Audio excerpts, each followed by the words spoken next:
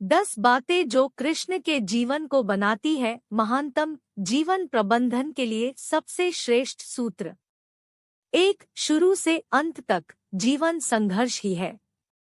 कारागृह में जन्मे कृष्ण। पैदा होते ही रात में यमुना पार कर गोकुल ले जाया गया। तीसरे दिन पुतना मारने आ गई। यहाँ से शुरू हुआ संघर्ष देह त्यागने से पहले द्वारिका डुबोने तक रहा। कृष्ण का जीवन कहता है, आप कोई भी हो, संसार में आए हैं तो संघर्ष हमेशा रहेगा। मानव जीवन में आकर परमात्मा भी सांसारिक चुनौतियों से बच नहीं सकता। कृष्ण ने कभी किसी बात की शिकायत नहीं की, हर परिस्थिति को जिया और जीता। कृष्ण कहते हैं, परिस्थितियों से भागो मत, उसके सामने डटकर खड़े हो जाओ, क्योंकि कर्म करना ही मानव जीवन का पहला कर्तव्य है। हम कर्मों से ही परेशानियों से जीत सकते हैं। 2. स्वस्थ शरीर से ही विजय है। कृष्ण का बचपन माखन मिश्री खाते हुए गुजरा। आज भी भोग लगाते हैं हम, लेकिन ये संकेत कुछ और है। आहार अच्छा हो, शुद्ध हो, बल देने वाला हो। बचपन में शरीर को अच्छा आहार मिलेगा तो ही इंसान युवा होकर वीर बनेगा। शरीर को स्वस्थ रखना है तो बचपन से ध्यान देने की जरूरत है। ये पेरेंटिंग के दौर से गुजर रहे युवाओं के लिए बड़ा मैसेज है। अपने बच्चों को ऐसा खाना दे जो उनको बल दे। सिर्फ स्वाद के लिए ही ना खिलाएं, तभी वे बड़े होकर स्वयं को और समाज को सही दिशा में ले जा पाएंगे। 3. पढ़ाई किताबी ना हो, रचनात्मक हो। कृष्ण ने अपनी शिक्षा मध्य प्रदेश के उज्जैन में सांदीपनी ऋषि के आश्रम में रहकर पूरी की थी। कहा जाता है 64 दिन में उन्होंने 64 कलाओं का ज्ञान हासिल कर लिया था। वैदिक ज्ञान के अलावा उन्होंने कलाएं सीखी। शिक्षा ऐसी ही होनी चाहिए जो हमारे व्यक्तित्व का रचनात्मक विकास करे। संगीत, नृत्य, युद्ध सहित 64 कलाओं कृष्ण के व्यक्तित्व का हिस्सा है। बच्चों में कोरा ज्ञान ना भरें, उनकी रचनात्मकता को नए आयाम मिले, ऐसी शिक्षा व्यवस्था हो। 4. रिश्तों से ही जीवन है, बिना रिश्तों के कुछ नहीं।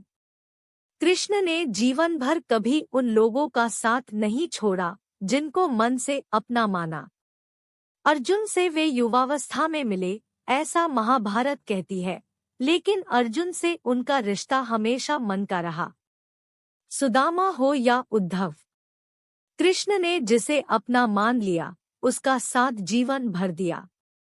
रिश्तों के लिए कृष्ण ने कई लड़ाइयां लड़ी और रिश्तों से ही कई लड़ाइयां जीती। उनका सीधा संदेश है, सांसारिक इंसान की सबसे बड़ी धरोहर रिश्ते ही है। अगर किसी के पास रिश्तों का थाती नहीं है तो वो इंसान संसार के लिए गैर जरूरी है।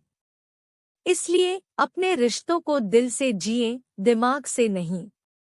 5. नारी का सम्मान समाज के लिए जरूरी। राक्षस नरकासुर का आतंक था।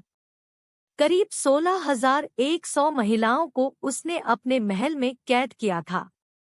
महिलाओं से बलात्कार में उसे सुख मिलता था। कृष्ण ने उसे मारा, सभी महिलाओं को मुक्त कराया, लेकिन सामाजिक कुरीतियां तब भी थी। उन महिलाओं को अपनाने वाला कोई नहीं था। खुद उनके घरवालों ने उन्हें दूषित मानकर त्याग दिया। ऐसे में कृष्ण आगे आए, सभी 16,100 महिलाओं को अपनी पत्नी का दर्जा दिया, समाज में उन्हें सम्मान के साथ रहने के लिए स्थान दिलाया। कृष्ण ने हमेशा नारी को शक्ति बताया, उसके सम्मान के लिए तत्पर रहे। पूरी महाभारत नारी के सम्मान के लिए ही लड़ी गई। आप कृष्ण भक्त हैं तो अपने आसपास की महिलाओं का पूरा सम्मान करें। कृष्ण की कृपा पाने का ये सरलतम मार्ग है। 6. आपके मतभेद अगली पीढ़ी के लिए बाधा ना बने। कम ही लोग जानते हैं कि जिस दुर्योधन के खिलाफ कृष्ण ने आजीवन पांडवों का साथ दिया, उसकी मौत का कारण भी कृष्ण की कूटनीति बनी, वो ही दुर्योधन रिश्ते में कृष्ण का समधी भी था। कृष्ण के पुत्र सांब ने दुर्योधन की बेटी लक्ष्मणा का अपहरण करके उससे विवाह किया था। क्योंकि लक्ष्मणा सांब से विवाह करना चाहती थी, लेकिन दुर्योधन खिलाफ था। सांब को कौरवों ने बंदी भी बनाया था। तब कृष्ण ने दुर्योधन को समझाया था कि हमारे मतभेद अपनी जगह है, लेकिन हमारे विचार हमारे बच्चों के भविष्य में बाधा नहीं बनने चाहिए। दो परिवारों के आपसी झगड़े में बच्चों के प्रेम की बलि ना चढ़ाई जाए। कृष्ण ने लक्ष्मणा को पूरे सम्मान के साथ अपने यहाँ रखा। दुर्योधन से उनका मतभेद हमेशा रहा, लेकिन उन्होंने उसका प्रभाव कभी लक्ष्मणा और सांब की गृहस्थी पर नहीं पड़ने दिया। साथ शांति का मार्ग ही विकास का रास्ता है। कृष्ण ने महाभारत युद्ध के पहले शांति से समझौता करने के लिए पांडवों और कौरवों के बीच मध्यस्थता की। हालांकि दोनों ही पक्ष युद्ध लड़ने के लिए आतुर थे, लेकिन कृष्ण ने हमेशा चाहा कि कैसे भी युद्ध टल जाए। झगड़ों से कभी समस्याओं का समाधान नहीं होता है। शांति के मार्ग पर चलकर ही हम समाज का रचनात्मक विकास कर सकते हैं। कृष्ण ने समाज की शांति से मन की शांति तक दुनिया को ये समझाया कि कोई भी परेशानी तब तक मिट नहीं सकती जब तक वहाँ शांति ना हो, फिर चाहे वो समाज हो या हमारा खुद का मन। शांति से ही सुख मिल सकता है, साधनों से नहीं। 8. हमेशा दूरगामी परिणाम सोचें। महाभारत में जुए की घटना के बाद पांडवों को वनवास हो गया।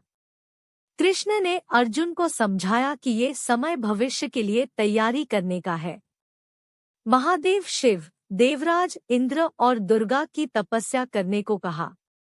कृष्ण जानते थे कि दुर्योधन को कितना भी समझाया जाए, वो पांडवों को कभी उनका राज्य नहीं लौटाएगा। तब शक्ति और सामर्थ्य की जरूरत होगी। कर्ण के कुंडल कवच पांडवों की जीत में आड़े आएंगे, ये भी वे जानते थे। उन्होंने हर चीज पर बहुत दूरगामी सोच रखी। कोई भी फैसला तात्कालिक आवेश में नहीं लिया। हर चीज के लिए आने वाली पीढ़ियों तक का सोचा। यही सोच समाज का निर्माण करती है। 9. हर परिस्थिति में मन शांत और दिमाग स्थिर रहे। पांडवों के राजसूय यज्ञ में शिशुपाल कृष्ण को अपशब्द कहता रहा। छोटा भाई था, लेकिन मर्यादाएं तोड़ दी। पूरी सभा चकित थी, कुछ क्रोधित भी थे, लेकिन कृष्ण शांत थे, मुस्कुरा रहे थे। शांति दूत बनकर गए तो दुर्योधन ने अपमान किया। कृष्ण शांत रहे। अगर हमारा दिमाग स्थिर है, मन शांत है, तभी हम कोई सही निर्णय ले पाएंगे। आवेश में हमेशा हादसे होते हैं, ये कृष्ण सिखाते हैं। विपरीत परिस्थितियों में भी कभी विचलित नहीं होने का गुण कृष्ण से बेहतर कोई नहीं जानता। 10. लीडर बने, श्रेय लेने की होड़ से बचें। कृष्ण ने दुनिया भर के राजाओं को जीता था। जहां ऐसे राजाओं का राज था जो भ्रष्ट थे, जैसे जरासंध, लेकिन कभी किसी राजा का सिंहासन नहीं छीना। कृष्ण के पूरे जीवन में कभी ऐसा नहीं हुआ कि उन्होंने किसी राजा को मारकर उसका शासन खुद लिया हो। जरासंध को मारकर उसके बेटे को राजा बनाया, जो चरित्र का अच्छा था। सभी जगह ऐसे लोगों को बैठाया जो धर्म को जानते थे। कभी किंग नहीं बने, हमेशा किंगमेकर की भूमिका में रहे। महाभारत युद्ध में भी खुद हथियार नहीं उठाया। पूरा युद्ध